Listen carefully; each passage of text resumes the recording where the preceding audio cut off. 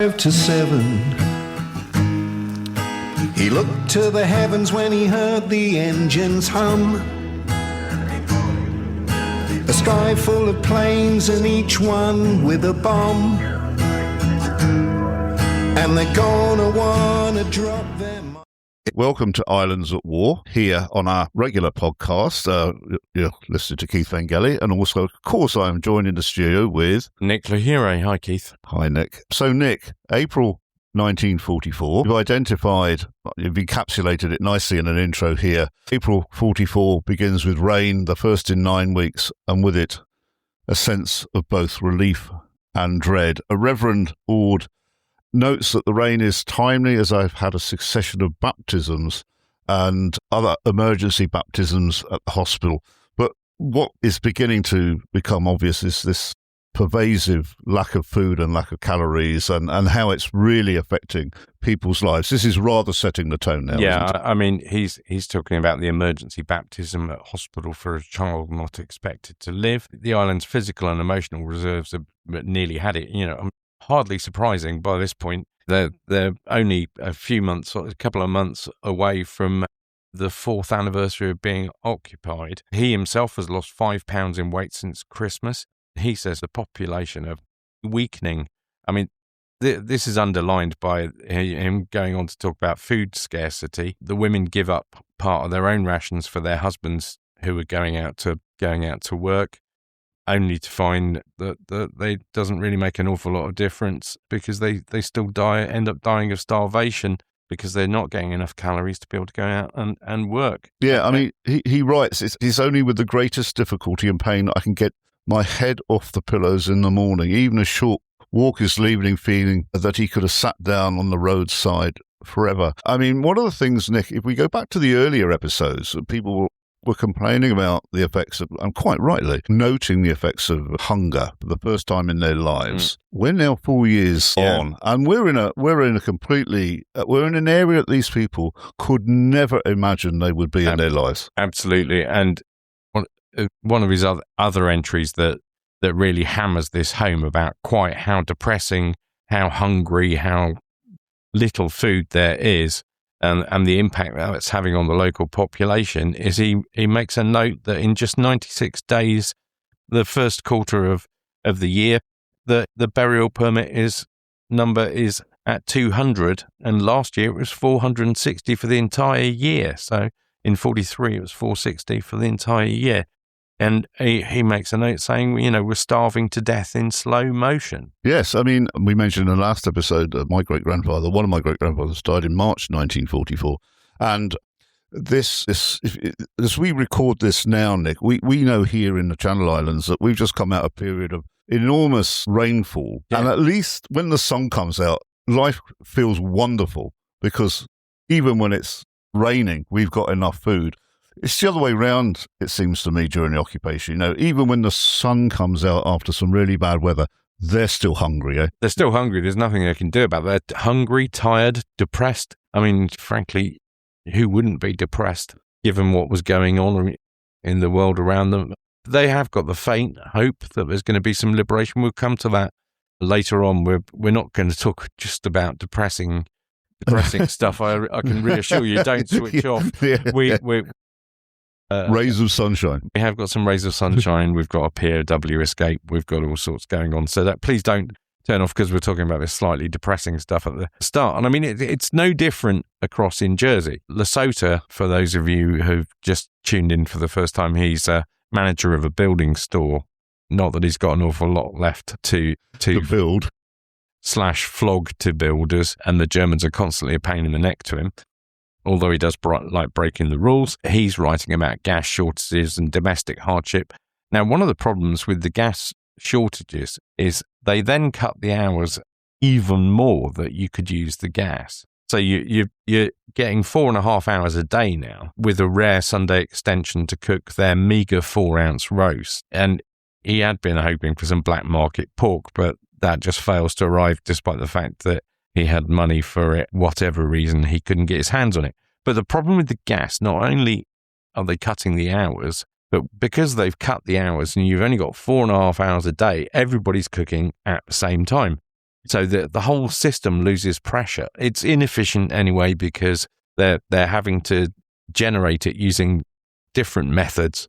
They're using some form of coke to generate that instead of what they had been using previously, and it's just causing massive problems. And Lesotho makes a note saying this is an indication that the gas works are operating hand to mouth with coal.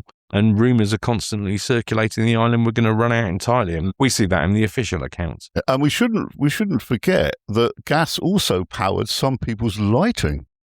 Not just cooking. Not just cooking. You might have been in the dark, and candles were very difficult to get your hands on as well. Going back to the whole impact on food and health, there is at least a little bit of hope for the children in terms of the Red Cross and St. John War Organisation organised for supplies of concentrated liquid vitamin D for children in Guernsey and Jersey, with an initial shipment designed to provide each child in the islands with a 6-month supply that the International Red Cross in Geneva was sending out. That was from a UK newspaper report. The Channel Islands Monthly Review carries a similar sort of article, just outlining that it's essential for both prevention and cure of rickets, a deficiency disease of childhood due to the malnutrition, which, if not checked, can leave the victim permanently enfeebled or deformed, is the words that they use there. I'm not sure those are the words that we would choose to use today, but that's just reporting on what they had. Now, when I was out yesterday, which we'll come to later on, I was out with a visitor yesterday. One of the things that we was noticed when we looked at some of the photographs that are around on some of the signage with outside the old visitor centre, there's one there showing the crowd. We're there on Liberation Day, and I had to explain why everyone had quite such bad teeth. Yeah. Because there are 3 people right at the front of the photograph where they're missing a lot of teeth, and just had to explain about the whole. We hadn't got round to talking about the malnutrition and things like that at that point. We sort of jumped around a little bit because of the way the afternoon works. So. And of course, the other thing with food deficiency, it affects people's the faculties like eyesight, of course, and it's not as if you could just go to Specsavers. Other opticians are available, and upgrade your spectacles. So you could have had reading spectacles that your eyesight now had made almost redundant. So you couldn't find any solace in being able to read or study. Yeah, and whatever you do, don't sit on them and break them. There were occasional supplies of glasses that were going to the island, but you were good luck with trying to actually get a pair of glasses to replace a broken pair, because getting the lenses would have been impossible, nigh on impossible at various points during the occupation, and certainly at this point. Okay. We now move on to a very interesting article here, or subject that falls within, obviously, the occupation is Lord Croft in the United Kingdom claims that the British public needs no education about the Channel Island loyalty and patriotism. Now, this is an item has come up a lot in the 20th century especially, but are you able to sort of give us a sort of background to this? I mean, the Channel Islanders links to the UK in terms of why somebody would have had to reinforce the fact that the Channel Islanders were loyal and patriotic to the motherland. Yeah, he was Henry Page Croft was first Baron Croft. He was a parliamentary Under-Secretary of State for War in 1944 at this point. And during this time, he's addressing the House of Lords on various issues. He's getting a fairly hard time about it. He's dealing with things like mail for the troops. He's getting aggro about that. He's getting aggro here in this article about the fact that it's taking some cases 8 months for a Red Cross message to get through to the Channel Islands. He's getting concerns about the residents of the islands that are being raised in the House of Lords by our old friend of the show, Lord Portsea, who was from Jersey, who constantly was bringing up that they needed to be looking after the Channel Islands and what were they doing. So he's getting all of these queries, but he says in this article in the Channel Island Monthly Review, they report that he said they don't need to educate the British public on the subjects of the gallantry and patriotism of Channel Islanders. And he replied to a question with that. Well, it would appear that some of the other members of the House of Lords disagreed that they wasn't widely known and that things should be made more widely known about the contribution. We've talked about it before. There are about 10,000 Channel Islanders out of a total population of around roughly 100,000. Yeah, I'd say so. Yeah, 10% of Channel Islands were in the armed forces. Basically, we're in the armed forces, and then that's not counting all the people that were doing war work, the people that were in the Home Guard, all that sort of stuff. So this article goes on, it's having a bit of a rant all about a question of degree, and perhaps there should be a better system of education of the government and the civilian population in the UK about exactly what is going on in the Channel Islands, what the Channel Islands are doing for us. It's a bit like, I don't know, I suppose it's a bit like having an argument with Trump, isn't it? It's like, what are you doing for us? Or a bit like Monty Python. What have the Romans ever done for us? Yeah.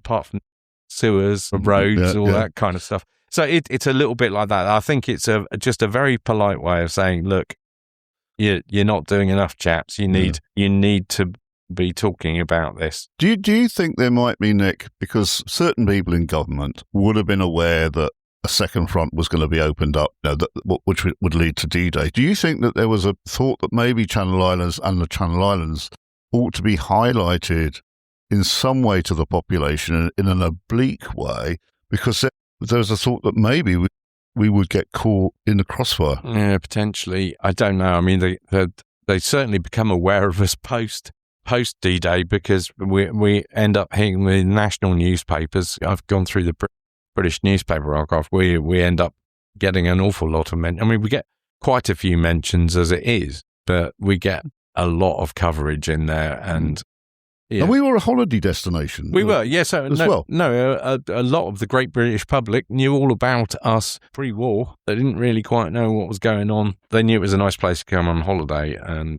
parallels with the Falkland Islands. I remember when that erupted in 1982, the public were asked where they thought the Falkland Islands were, and some place off the coast of Scotland. Don't laugh, but there were some from the Royal Navy that even did that. When they were asked, I've seen various reports of that where people have been interviewed and they said, well, when I was initially told I had to report back to my ship, I was like, is that near Scotland? What are the Argentinians doing there? So and easily done, particularly back then, because no internet, no Google Maps. You'd have had to go and get an atlas out if you didn't know where. And of course, we were seeing, or people on the islands at the time were seeing evidence of British servicemen. I mean, the RAF over the islands certainly weren't just hanging around, were they? Okay, right. Relief to the Channel Islands. MP Tom Dryburgh. I said to Nick before we started recording, Tom Dryburgh is an exceptionally interesting character in 20th century politics, and he occurs amongst a range of issues. He may have had interesting connections to Russia, but that's beside the point. But he is somebody that's worth investigating. Dryburgh explains that the British government's strict blockade policy, which prevents sending relief to occupied territories, including the Channel Islands. What's this all about, Nick? So not only are they getting aggravation in the House of Lords, they're also getting it in the House of Commons as well. So Dryburgh's replying on behalf of the British government to explain why aid can't be sent to the Channel Islands via the Red Cross, because the question is being asked because other nations are able to do it.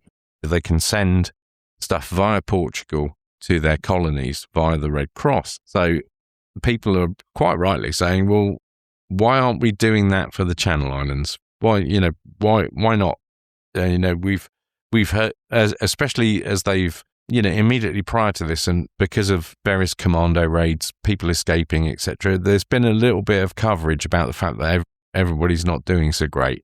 They're also getting their Red Cross messages, some of which will have sneaked through, which will have given an indication of quite how bad things are. Although a lot of people just basically put messages in that didn't, because they didn't want to make their families in the UK or wherever worry. So there was a bit of a perception, and certainly at government level, that there was. So he starts getting aggravation about why is this not happening, and he promises to investigate further. And he's also looking at 8 months delay in Red Cross messages. So they're really getting it with both barrels in the Commons and in the House of Lords. Okay, and that's really runs this issue, doesn't it? Yeah, it goes on. I mean, we don't get any relief via the Red Cross until December 1940. There's various reasons for that, which we'll come to in later. We will. Yeah, later of course.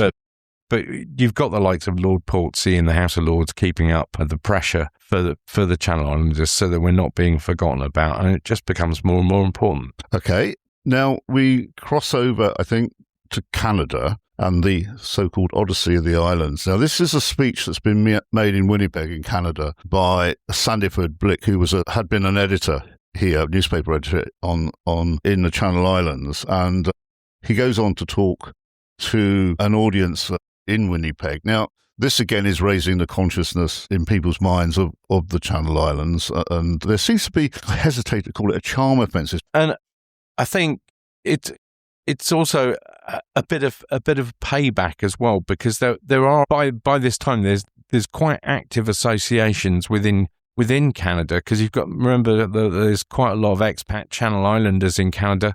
Canada's affiliation, because of Sir Isaac Brock, saviour of Upper Canada. Commonwealth. The Commonwealth as well, but there are connections with the Channel Islands. They've actually been raising money. There's all sorts of things been going on. They've been contributing to a relief fund to try and get some aid here, or at least contribute towards being able to help once the islands are liberated. These people are going and do these talks as well, just to say, look, chivvy people up a little bit, but also to give information to those people who are actually giving money. So he's again talking about there's 10,000 islanders are serving in the British Armed Forces. The historical tradition of answering the call to defend the liberty of Britain, recognition of decorated islanders. He talks about the Patrol VC, who we've talked about before, who you will remember is the only posthumous VC to go and collect his VC from the King. Had to be a Channel Islander. I certainly can't find any other one where the person who won a posthumous VC subsequently gets to collect their VC in person later on. As you'll remember, and this ties in with another story we've got coming up, but the Patrol basically ended up, he was fighting in North Africa, ended up wounded. Everybody thought he was dead. He got taken to Italy as a prisoner of war. He then escaped from Italy and ended up coming back to Britain and rejoined, and also went along to get his VC from King George. So, yeah, he had a bit of an exciting time of it as well. So that gets a mention. And then they start talking about the confidence in the island's ability to rebuild after the war. Now, that's an important message to get across, because he's saying that they need to be able to rebuild after the war. We're confident we can do it. We just need the money to do it. I know this isn't just the rebuilding of fabric. It's social fabric as well as buildings and things. Yeah. This is an all-round rebuild of island life. This is everything. This is rebuilding the social fabric, rebuilding the community feel, just clearing up the island after all the mess, because they obviously know that the Germans are going to have fortified it. They don't know the full extent of that, and emphasising the importance of voluntary public service in rebuilding the community. And there may have been people there as well that wanted to come back to the Channel Islands. Well, yes, that's a really good point. And we know, and I think we have covered this, even if just in passing, members of my family, I've got the paperwork, they were being asked in 1943 whether they wanted to return. Yeah, because that was already on the cards. They were planning ahead. So that's basically what he was doing. Sandiford Blick was basically explaining the situation to people and getting the message out there a little bit better. Well, I, for one, wasn't aware that we had actually sent, if you like, envoys out to... Yeah, he'd been there for a while. He'd been there since... He was certainly there in December 1940, because I found reference to that earlier on. So I think he may well have gone out there immediately after evacuation from here. Yeah, and the point being is he's not taken this upon himself. He has a platform. This is official recognition and policy to put that message out. Yeah, it's policy to do that. We've got another topic coming up in a minute, which is another thing highlighting Channel Islanders. Okay, and this is what's this? Qualifying. What are the qualifications for having a badge on all servicemen's uniforms right across the services to denote they are from the Channel Islands? Well, this was a bit of a problem, and we've talked about this a little bit before, and there's a bit of a mystery about some of this that nobody can quite nail down. But this in particular here relates to British Commonwealth designations for Channel Islanders in the ATS. Now, in the past, there was a push to be able to have, a bit like the Canadians had on their uniforms, it said Canada. Yeah. Other Commonwealth countries had those on the shoulder of their uniform as well. And people wanted to put Channel Islands on their uniforms. And initially it was not allowed. Then ever-enterprising Channel Islanders decided, well, we'll just do it anyway and wait and see what happens. So they got away with it. Yeah. And so there were official badges made available. It was pushed by the Guernsey Society to the Adjutant General, Sir Ronald Adam, to authorise that a suitable badge was worn. Do we know what the badge looked like? It just literally, it says Channel Islands, embroidered badge just said Channel Islands in sort of the same style as the ones for the other countries like Canada. Yeah, just on. Only I can see that. Usually on the right shoulder. Yeah. So in theory, my grandfather may have had it, but that's gone now. Quite possibly. The one for the women actually looks to have been different. Sorry, I forgot to mention that. It's a rectangle of khaki bearing the words Channel Islands for them in pale buff and to be worn on the sleeve of a service dress jacket. That's for the women, immediately below the shoulder seam. So it's in the same place, but it's just slightly different shape. A bit like the Force 135 badges that they came up with for the Liberation. In our family archive, which I inherited, appears that in the early 50s, my family donated my grandfather's uniforms, or a uniform, to the War Museum, And in 1970, and I still remember them going, they visited London because my grandfather's sisters lived in London. And they visited and were most upset not to find the uniform on display. And they wrote to the museum and basically said, where is it? And the museum write back and saying, I've still got the letters. Due to the huge quantity of artifacts, we can't put everything on display, but it's very, very valued. And I wonder if it's still there. It's probably sat in a store somewhere at the moment because they rotate stuff through. So you'd have to constantly be going there. Yeah, I wondered if I might answer that letter myself, sort of. It was 1970. They'll be able to tell you they've got they'll have the database. In fact, you could probably look on their website. You can search their catalogue of items. Oh, right. Well, I'll do that. Okay. So, yes, we've got a picture of the badge. No, sorry, I haven't. They didn't put one in the Channel Island Monthly. I don't think they could quite run to doing that sort of thing. No. Well, if anybody's out there that's seen it and has a picture, we'd be very, very pleased to have sight of that. Okay. Money, marks and moral calculations. Economically, the island is being squeezed. I think our regular diarist, Louis Guillemette, here is pretty forthright about the situation. He just says it's perfectly obvious that the Germans have not the slightest interest in maintaining solvency of this island. Now, we've talked about that in the last few episodes in particular, about how we end up with a massive war debt of millions of pounds in the money of the day, about 350 million in current money, and that's driven by what went on throughout the occupation, and the Germans just really don't care. They've been confiscating currency.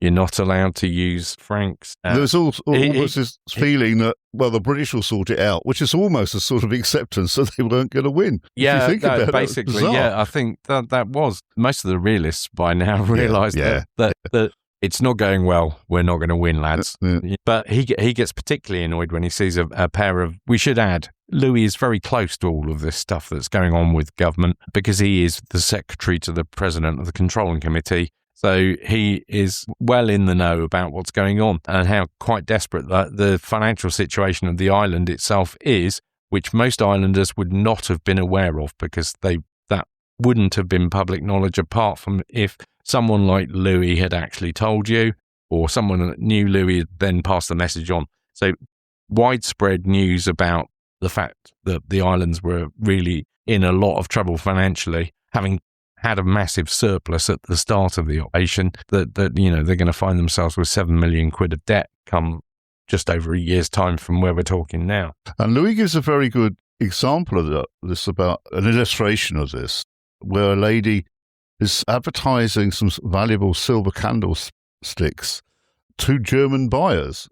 Can you talk us through that? Because it illustrates the flight of capital almost. Yeah, exactly. And he's saying basically the effect would be, if it's sold for marks, the money simply cycles back to the German paymaster. In other words, the candlesticks would be a gift from the States of Guernsey. And he's absolutely furious with this chap.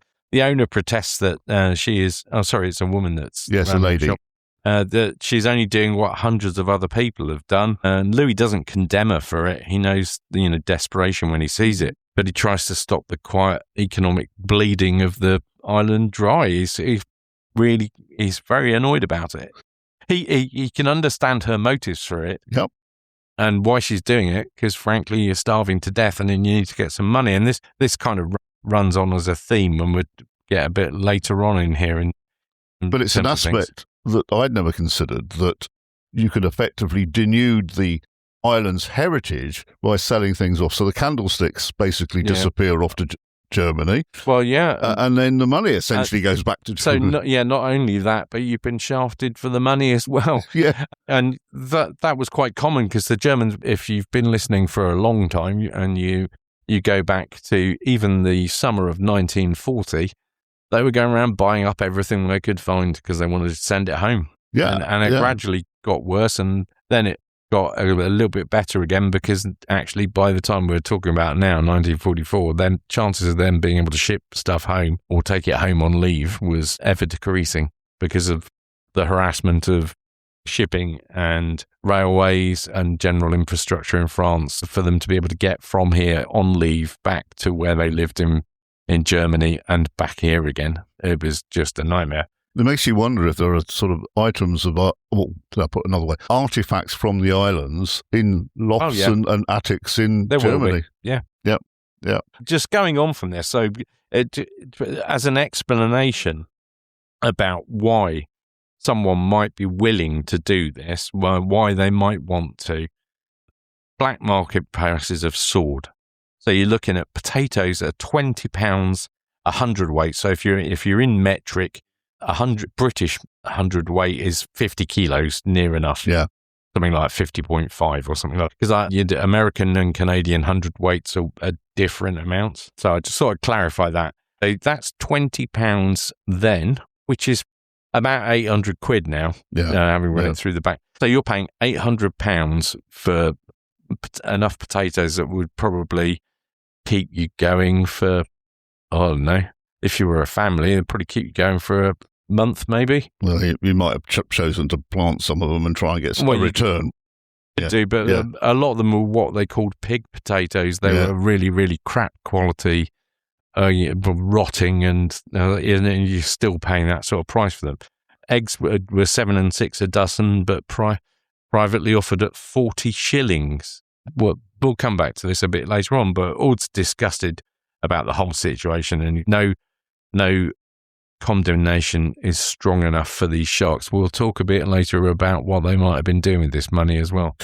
And of course, the other thing is our landscape, the islands, both here in Jersey and of course in Alderney, is being consumed by militarism. I mean, tunnels being dug all over the place. So not only is Ord pretty miffed about tunnels being dug at St Saviour's, the Naftio, Delancey, and St Andrews, and they're full of shells, because we've got to bear in mind as well, the underground hospital wasn't designed to be an underground hospital. That was ammunition storage, as was the tunnel under Delancey, which collapsed that a hole appeared in Delancey Park, I remember, some years ago, which was due to a partial rockfall from that tunnel, which comes in from the Grand Maison Road end of things. And he's saying these are full of munitions. Guernsey people are being forced to unload them because if they won't work for the Germans, then they're not going to be allowed to work. So that makes things even worse for them. And also, he says, because they're bringing all these shells in, there's no room for food. And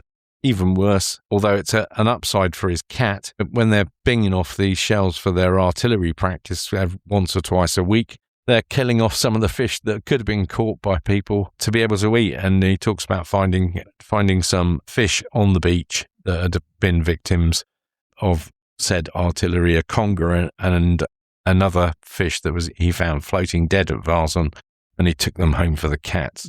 The other thing, of course, is these munitions are still being found. I work in the summer for Guernsey Museum Service, and I'm a visitor assistant at one of our attractions called Fort Grey. I know that many of our listeners have visited me there, and Liu Island is a small tidal island just across the bay from the fort. And there was a medieval priory, and the Germans used it as target practice, didn't they? They did. And nearly every summer, bomb disposal down there. Something turns up. Yeah, so we're still finding the legacy of these firing practices and such. Now, we move on here, Nick, to two Guernsey fishermen, Harry Ingwell and Hansel Duckman, had been sent by the Germans to work in Alderney, and they vanished at sea. But why might they have been sent to Alderney? Is this a punishment of some sort? No, it wasn't. They're two quite interesting characters, particularly Hansel Duckman, who it would seem from all of the accounts that I've read about this gentleman that he had a healthy disregard for the Germans. He really didn't like them. There's a story, and I can't prove if this is true or not, but it does appear in a number of different places, that he had obtained a German motorbike and a German greatcoat and helmet, and was therefore able to make his way around the island after curfew for part of the occupation, not for the entire occupation. He'd also tried to escape before.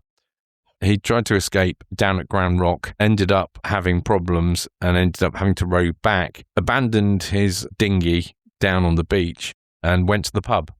Oh, because there was a pub in the Grand Rock Hotel there. No, he went to, it talks about the Marder Carteret. So there must have been, I mean, we have to remember a lot of these things that were called pubs were basically part of somebody's house. Shebeen.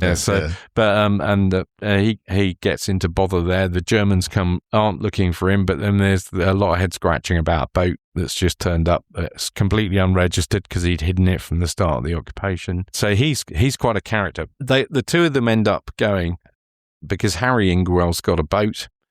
And the Germans are advertising they want somebody to go up there and do some fishing. They've already got a couple of people up there doing some fishing, but to feed their garrison, they wanted someone to go up. So they sent these guys up without a German in the boat? No. They go up there for a bit. I'll get there in a minute. Okay, yep. So the Germans advertise. Harry really doesn't want to go. Hansel, on the other hand, he sees the advert and thinks, you know what? That's a lot closer to England than it is here. This might be handy. And despite the fact he's had a few run-ins with the Germans, been in trouble before, but he replies to the advert and he gets interviewed a couple of times by the Feldkommandantur. And one of the chaps there, who's basically tasked with working out whether it's safe to send him or not, or whether he's going to try and escape, basically says something along the lines about how depressed he is about what's going on, and he wishes the war had stopped and all this, and ends up speaking to him for quite a while and kind of glosses over finding out exactly whether Hansel's likely to escape or not, and it just relies on the fact that Hansel goes, nah, I'm not going to escape. So their boat gets shipped up there on another boat. Right, okay, yeah. Their boat gets damaged when it's being offloaded because the Germans drop it when they're trying to crane it off. So that has to be repaired. So Harry ends up doing a bit of fishing on another boat that's up there with people. And Hansel, it would seem, spent quite a bit of time walking around Alderney and working on a farm for part of the time. But then when we get to April 1944, they see an opportunity to escape. The fog comes in.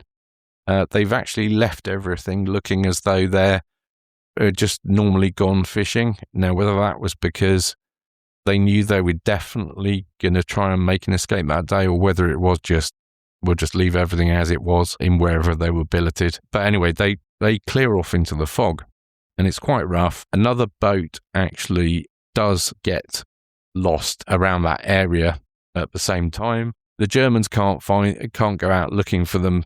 Once they realise they haven't come back, they'd persuaded the harbour master not to put a German on the boat because they said, we're fed up of it, it attracts Spitfires, we're going to get shot. And eventually the guy just gets fed up of their whinging. They've been going on about it for weeks. And he just goes, oh, right then. I think this was like their third fishing trip in their own boat, and they just cleared off. So then the Germans have an official report into this, and Louis Guilmette goes to the Feldkommandantur in Guernsey. And Kratzer, Major Kratzer, he's saying that they drowned. Weather was horrible. They drowned. They didn't have enough fuel. So Kratzer is trying to play it down. Yeah, and Louis says he hopes otherwise. For the men's sakes, I hope they're drinking whiskey in England. He said that to Kratzer as well. Kratzer apparently not very pleased. And the outcome was? Yeah, they made it to England, yeah. They supplied quite a bit of information. Both of them joined the Merchant Navy. Hansel went on in the Merchant Navy for quite some time. There's a photograph of him in Merchant Navy uniform. Have you ever met my great uncle? So this features in your forthcoming book? Yeah, it does, yeah. He's quite... After the war, he asked for it not to be mentioned for quite some years, and then it wasn't until about, I think, the 1980s that he was then okay with his name being mentioned as being the other person that went with Harry. I don't know if it was part of the thing where people felt a bit of a stigma because some people felt that they'd run away. Yeah.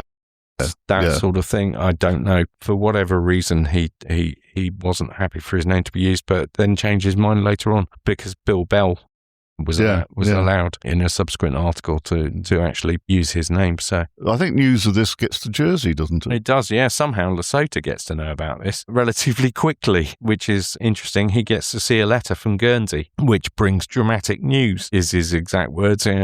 A fisherman working for the Germans in Alderney has escaped by boat in the mist. If he reaches England, he will be able to give useful information, which is what the Germans are really worried about. And I think that's partly why their official report is like, no, they drowned. Yeah, definitely drowned. No, try and suffocate it. Yeah, absolutely. I'm not getting sent to the Eastern Front for this. Well, I'm not telling Paris about it. Exactly. No need to tell Paris. Absolutely fine. Nothing to see. A bit like today with the fog. Yeah. Right, now, stories from Alderney and the Eastern Front seep into Guernsey. I was in Alderney last week on family business and didn't get a chance to follow up on World War II heritage up there, not on that visit. I think we go to Ord again here. Returned labourers describe medieval cruelty. Jews forced to work from 5 a.m. to 10 p.m. And of course, it's still, Nick, a very controversial subject. Absolutely. And these should clarify, these labourers that he's talking about are basically Guernsey people who have been sent up there to go and do work for the Germans, either forced to go or basically not really given any choice. Or some people who committed offences were also sent up there to work up there. But they describe Ord is absolutely horrified about the treatment that the Jewish and other slave workers are facing, and talks in his diary about one fainting in the field and the Germans driving a tractor over him, and a Russian prisoner bleeding heavily stops to bind his leg and just gets shot dead.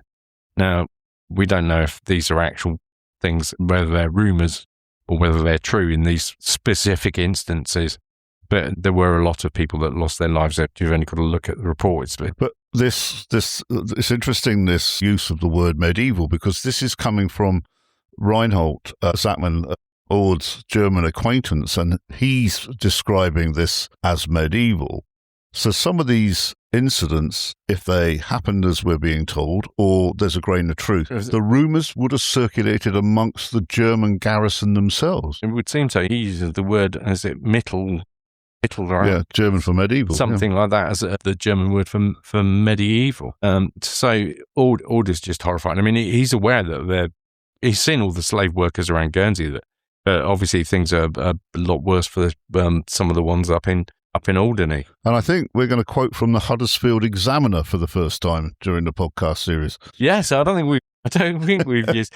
I found this very short article which says a mixed population. The Huddersfield refugee who sends me this information comes from Alderney. She says, I've just heard some news about Alderney. For the last 2 years or more, the Germans have been cultivating the whole of Alderney for themselves and have many of their prisoners of war there. In fact, they have turned them into slaves. There are Czechs, Poles, French, and in fact, people from all places that have been overrun, including many Russians. You can hear all languages and even Chinese in Alderney now, because there was a Chinese chap up there because he was there at the break. Yeah, he seemed to have been a member of the French forces somehow because they're Indo-Chinese past, yeah. And now, have a guess. I'm only speculating here, but for her to have received news from Alderney and Harry and Hansel have just escaped, and this appears in the newspaper in the same month that they escape. And they've been in Alderney. Yeah, funny that. So I'm guessing that that information has reached her either directly from them or via somebody else. Yeah, well, it could syndicated news or something like that. Oh no, I was thinking that information's reached her via somebody who has spoken to Hansel and Harry. So somebody else from Alderney. Up north, of course, as well. Of course, yeah. Right. Nervous Germans. Our friend Kratzer begins touring the island without warning. He's poking his nose into all sorts of places. Been posting. We talked, I think it was last month's episode or maybe the month before. He'd taken a sudden interest in going around schools and investigating how they were being run. He's now decided that he's going to poke his nose in hospitals, kitchens and other public buildings to see what's going on there. Louis describes how Kratzer went to see the hospitals the other day and criticised their condition, and Louis admits with a sting of embarrassment, I couldn't really argue with that. I think his exact words were, I had to swallow this reproof with an uneasy feeling they were probably right. Well, given that you couldn't get any supplies for anything, of course your hospital's not going to be quite as clean as you wanted it to be, and your patients aren't going to be getting the absolute top-notch medical treatment because you haven't got the stuff. You haven't got hygienic products and people, it's just, what does he expect?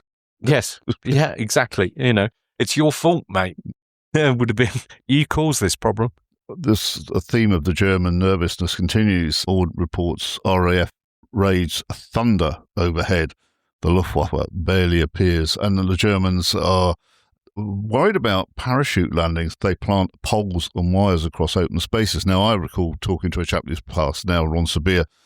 This is 30-odd years ago, and he was telling me that Landcrest Common had poles with mines. He used to string chains across from the poles and hang mines from the chains, and he saw a German officer exercising his Alsatian, who threw a stick for the Alsatian. Poor old Alsatian nudges the mine, and there's lots of bits of Alsatian all over the place. There were a few cows that went bang as well. In various places. But this is how crazy it is. They were tearing up crops. We're starving, including the Germans. Yeah, and they're tearing up crops to stick these things in. And of course, if you've got poles all over your land with mines on the top, you can't grow anything. You can't wander through it. And they were getting the poles, telephone poles, by commandeering them, and chopping them up, and then sticking them in the ground, and leaving the island's communications in chaos, as Louis says. Which they were already in chaos. We talked about that a few episodes ago, about how the Germans had commandeered most of the lines at the exchange, and getting through to anybody was nigh on flipping impossible. Now, here, Ord mentions now an RAF attack that kills at least 15 soldiers at Fort Doyle, which is in northern Guernsey, and near Landcrest Common, which we've just spoken about. Now, I recall my father talking about this big raid at Landcrest. Does this sound right? Have you? I've not found any details on the Germans being killed. I've not seen anything on it. It's never very easy. I couldn't see anything in Simon Hammond's book. It might be that the number's just not the right number. Well, my records that I have, which I suspect the book that I've used, that Simon has used, it doesn't seem to record anything after late 1943. There's a reason for that, I'm sure. I just don't know what the reason is. But it's still, just because there's no evidence, it doesn't mean to say it didn't happen. No, exactly. And because some of the graves have been moved from the cemetery up at Jerburg, for example, you can't go and look. So that makes them even more nervous. And Ord says, guess what? They're digging even more holes, tearing up more land, and the island's being turned into a cage. And still the funerals continue. The rations shrink, the island waits exhausted, starving, listening for the sound that might mean rescue. Pretty flipping depressing. Sorry, I know I've gone all maudlin again. Yeah. And of course, this is not just over here. This German nervousness applies to Jersey as well. I think our friend Lesotho has also comments on this. Yeah, he says this is by the middle of the month. He's talking about they've been warned to expect it any time after this weekend in terms of an invasion. They've been digging iron girders into fields in Jersey to prevent guided landings, much to everyone's disgust. I've got a notice on the following page of our notes here, which I'll come to in a moment, which talks about this. But bizarrely, they have a large procession and torchlight parade on April the 19th, and they extend curfew to midnight so that everybody can go and watch, and it's for Adolf's birthday.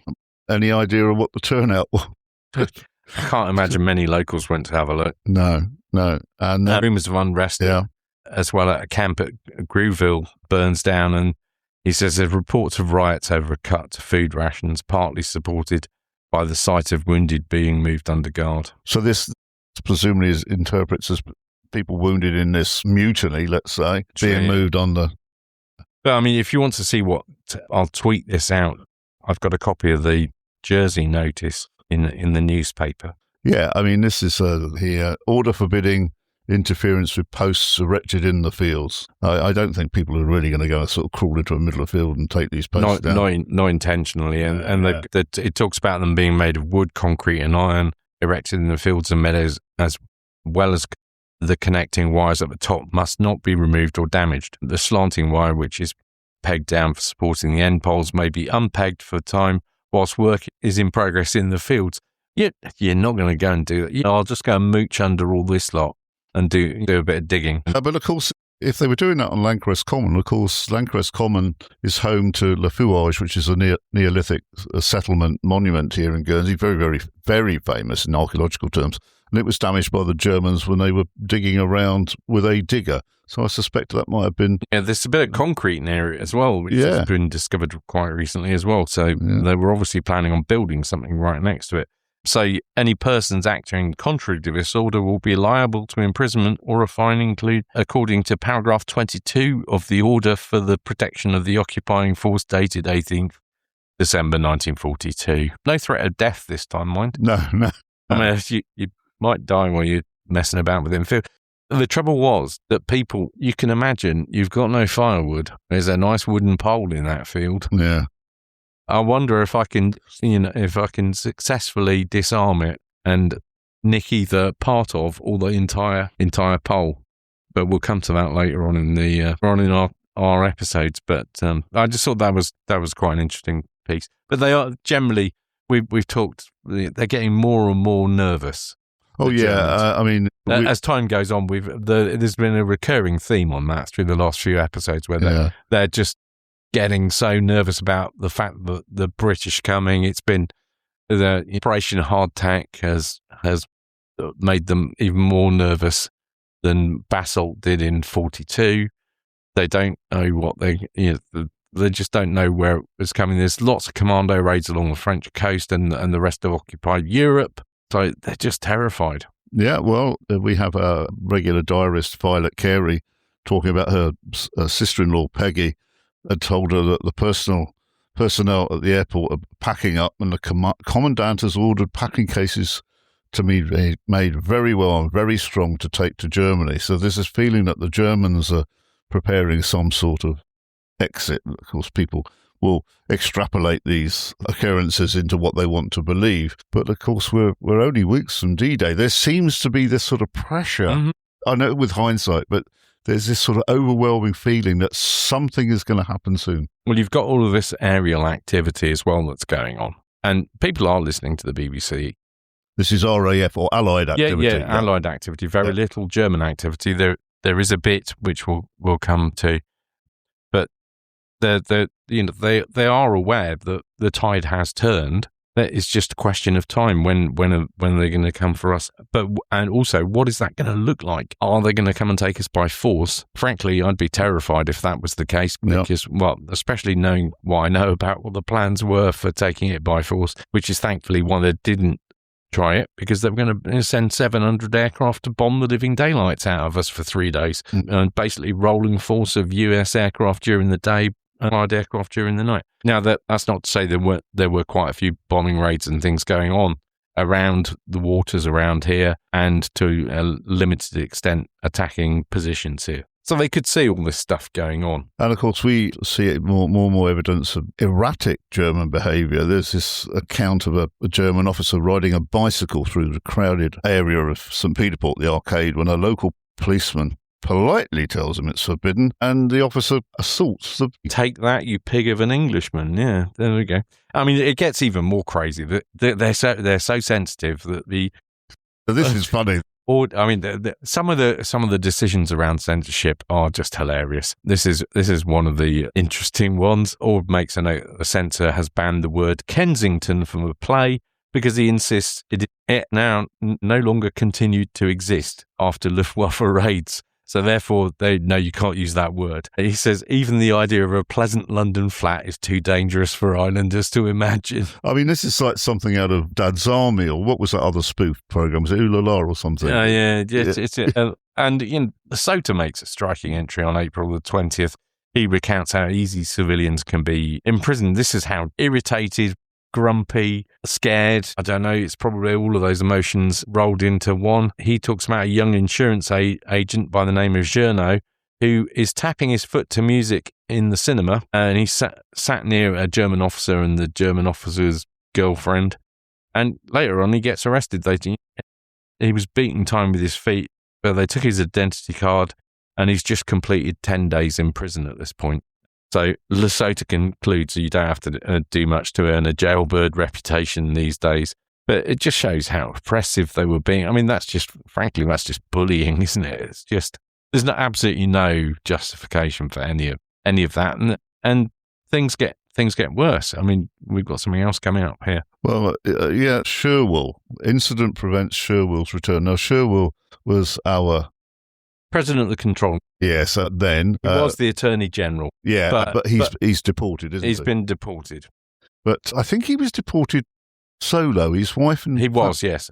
His wife and family stayed in Guernsey, and there's an incident involving his family. Yeah, so Violet Carey again notes that her friend Mabel told her about May Sherwell's boy. The Germans have tunnelled under Havler, and the boys are always playing in the tunnel. The Germans lost a bag of tools, and a non-commissioned officer came to May and accused the boys of stealing it. He said they hadn't, and the officer shouted at the boys, and one of them kicked him. May called the officer a coward and a brute, and he seized her by the arm, hurled her across the room, and locked her in, and took the boys aged 9 and 11 to be questioned for 2 hours. So the next day, May was really blooming furious about this. She went up and complained to the commandant, to the commandanter at Grange Lodge, and spoke to the officer who was investigating what was going on, and he basically carpeted the non-commissioned officer and really went for him. He basically took May Sherwell's side. And Violet says, now, there's a bit of a problem with this. She acknowledges May has a frightful bruise on her arm, which she showed him, and said the boys hadn't stolen it. So they were allowed to go, but Victor Carey is a bit upset about it because he's trying hard to get Sherwell back from Germany. And Nakfus had promised him he would do his best to get Sherwell sent back. But unfortunately, May sent him a letter through one of the other men returning to the camp. So remember, we talked about the people that brought the elderly and sick that were being released back into the Channel Islands. They came here with them, then had to go back. And apparently it was an indiscreet letter. And Sherwell is very upset because the Germans got hold of it and made a great fuss about it. And now that combined with this incident with his boys has put the lid on Sherwell coming back eventually. Yeah, so Victor is Victor Carey, the bailiff. Yeah. Yeah, so there was a real concerted effort to bring Sherwell back into the government. Well, I don't know if it was just to bring him back to the island. I don't know if it was... The Germans had already banned him from being involved in a lot of government activity. In 1941. Whilst he was still involved, he wasn't fulfilling his old role. So I don't know to what extent they would have allowed that. But yes, so they were having concerted effort, but his family hadn't been sent with him because there'd been some sort of deal done so that they could stay here rather than have to go with him. And that wasn't preferential treatment. This did happen for a few other people as well. Okay, so wives and families elected, or wives and children elected to stay on the island. Because really, when we look at it now with hindsight, to go off into the unknown, to these detention camps was very daunting, to say the least. But in effect, people had it a little easier physically in terms of food, etc. Mentally, of course, is another thing altogether. War in the air. One night, Louis hears a roar of many planes as German bombers head for England. Was there activity of bombing of England still at this point? Yes, they did bomb England, and it was... Plymouth and areas like that? Yeah. There was a little bit of activity, but not as much, basically. He says, Another evening, 8 British planes streaked down the Rossell, which is the channel in between Guernsey and Hermansark, and Louis and Queenie Guillemette rushed to the window just in time to see them pass, and Louis notes, none appeared to be hit by the hundreds of shells aimed to them. And Louis reflects in his diary, it was queer to think that by the time we had finished washing up, they might be back in England and that their crews might be drinking good beer. Absolutely amazing. I mean, just the hope that comes from that. Amazing. Yeah, and then similar reflections are being recorded by Mr. Lesota. He's noting was a dramatic downing of a German Dornier near Five Oaks.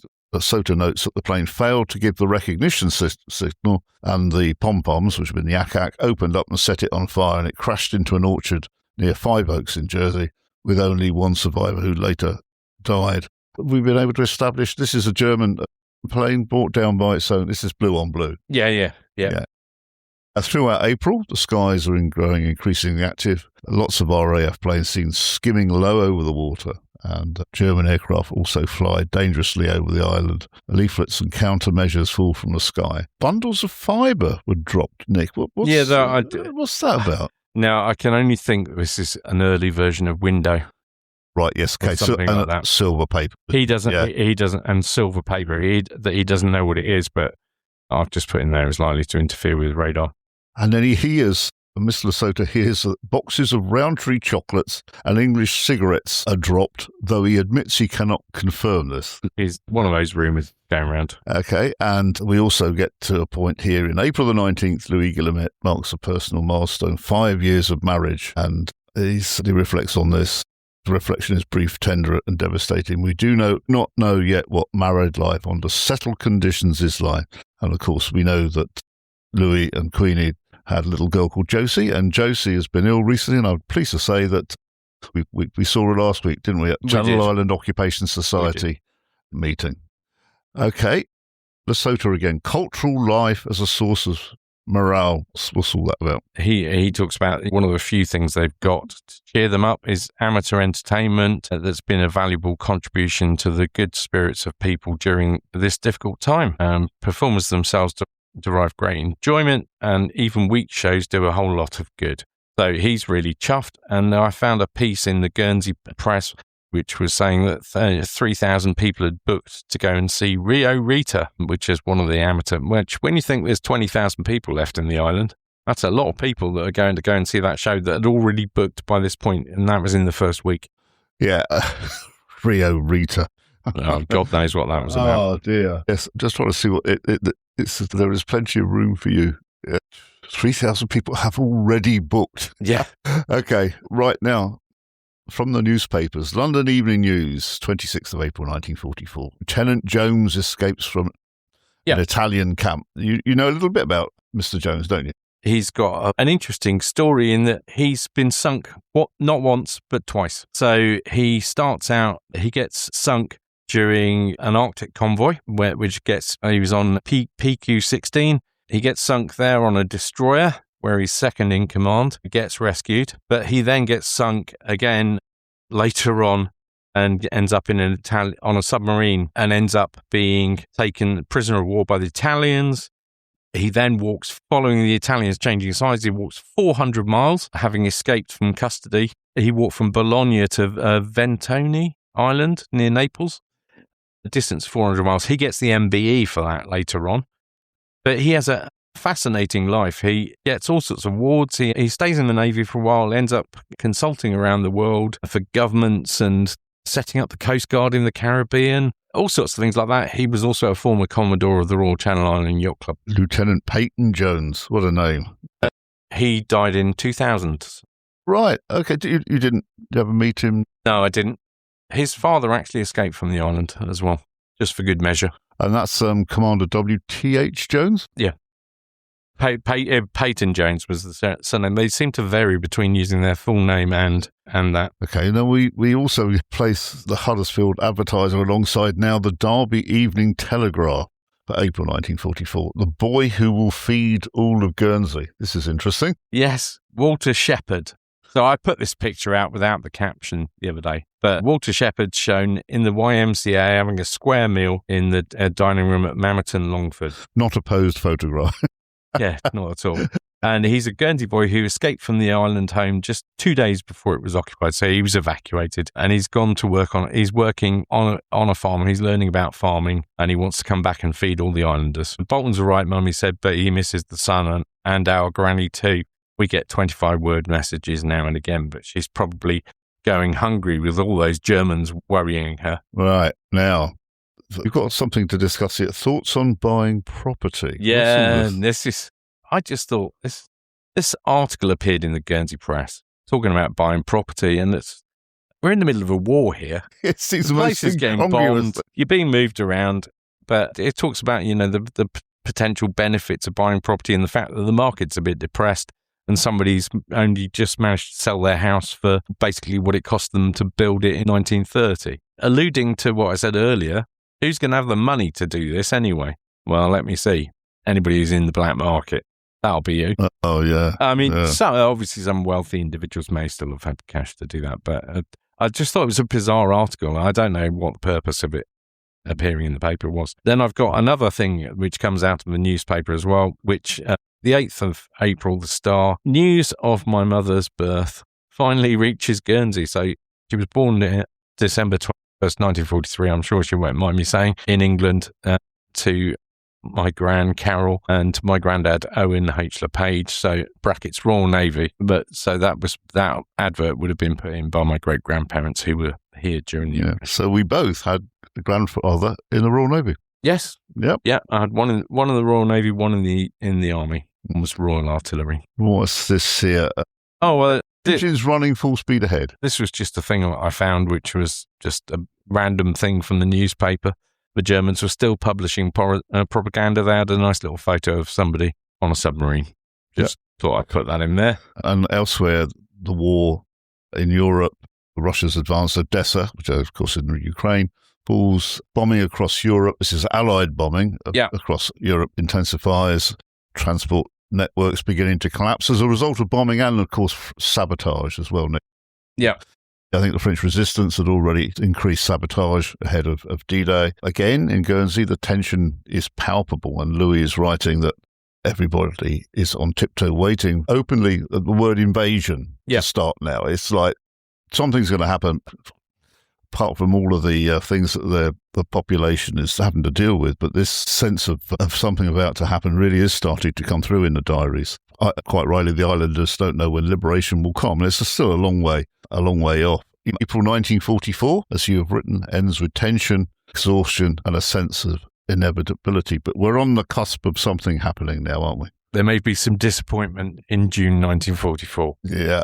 Well, our next episode is May. May, sort of preview it, I guess. More of the same, really, in May as of April. This sense of this sort of spring being tightened up. Okay, now, in the last week or so, Nick has joined the Channel Island Occupation Society. I'm a committee member. In fact, you've joined the committee, haven't you? Yeah, I have. I've been a member for a while. Yeah, of course. So, committee member. And it's about time, I think, we gave out the web address for the society. Which is? Yeah, it's www.ciosguernsey, GUERNSEY.org.gg. So I'll say that once more, www.ciosguernsey.org.gg. And if you didn't quite manage to note that down, you can always email Nick and I. I'll put it in the show notes. Yeah, but you can also email occupied@gnetradio.com. It's a fantastic website, gives an idea of the society, which is 65 years old this year. And we'll be talking a little bit more about society in episodes to come.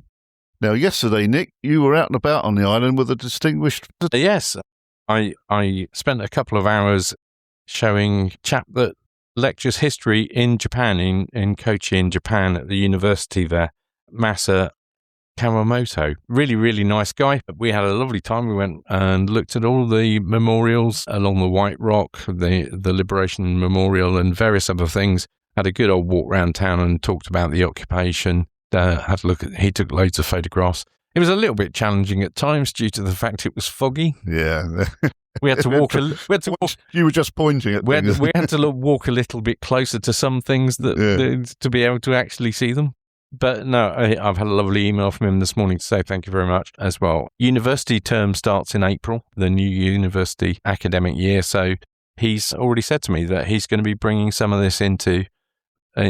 Excellent. And I understand you've also been contacted on the subject of deportees. Hilary Field's been in touch to say thanks for bringing light into this often unacknowledged and painful chapter of war. We're talking about deportations here. Hilary's parents were deported from Jersey to Biberach and then Wurstbach until liberation, but they didn't really want to talk about it much. But the family donated some poignant artwork produced at the camp by Harold Hepburn to the Jersey Museum and asking if we're going to cover more aspects of internment. That is certainly something we're looking to do. We're going to do a special on it, but as well as touching on it as we go through things. So, yeah. So, keep listening. Like I say, occupied@gnetradio.com is our email address. We're always thrilled to hear from people. So next month, or in the next 2 weeks rather, in 2 weeks' time, we'll be covering May 1944 and the lead up, of course, to momentous events in Europe. Okay, Nick, I think it's time for us to say Ala Pashoin, as we say here on the island, and we'll be with the listeners again in 2 weeks' time. We will. Okay, thank you. See you then. Cheery. Bye-bye. Bye-bye. He looked to the heavens when he heard the engines hum. A sky full of planes and each one with a bomb. And they're gonna wanna drop them on someone. It's 5 to 7.